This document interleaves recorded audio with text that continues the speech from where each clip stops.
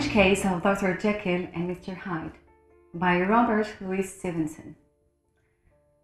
Mr. Utterson, the lawyer, was a man of a rude countenance that was never lighted by a smile, cold, scanty, and embarrassed in discourse, backward in sentiment, lean, long, dusty, dreary, and yet somehow lovable.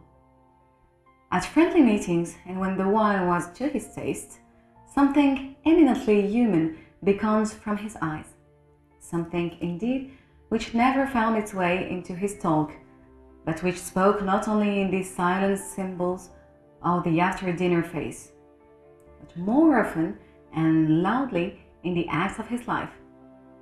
He was austere with himself, drank gin when he was alone to mortify a taste for vintages, and thought he enjoyed the theatre, had not crossed the doors of one for 20 years.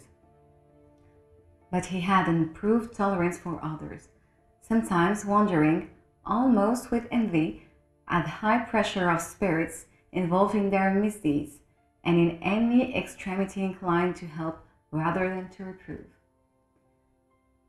"I incline to Cain's heresy," he used to say quietly. "I let my brother go to devil in his own way."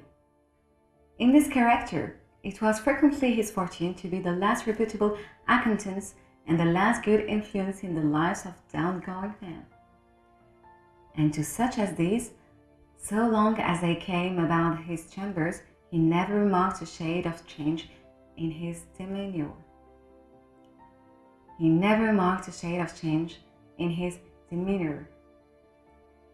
No doubt, the feat was easy to Mr. Utterson, for he was undemonstrative at the best, and even his friendship seemed to be founded in a similar catholicity of good nature. It is the mark of a modest man to accept his friendly circle ready-made from the hands of opportunity, and that was the lawyer's way. His friends were those of his own blood, or those whom he had known the longest, his affections, like ivy. While the growth of time, they implied no aptness in the object. Hence, no doubt, the bond that united him to Mr. Richard Enfield, his distant kinsman, the well-known man about town. It was a new to crack for many, what these two could see in each other, or what subject they could find in common. It was reported by those who encountered them in their Sunday walks, that they said nothing, looked singularly dull, and would hail with obvious relief the appearance of a friend. For all that, the two men put the greatest stores by these excursions, counting them the chief jewel of each week, and not only set aside occasion of pleasure, but even resisted the calls of business, that they might enjoy them uninterrupted.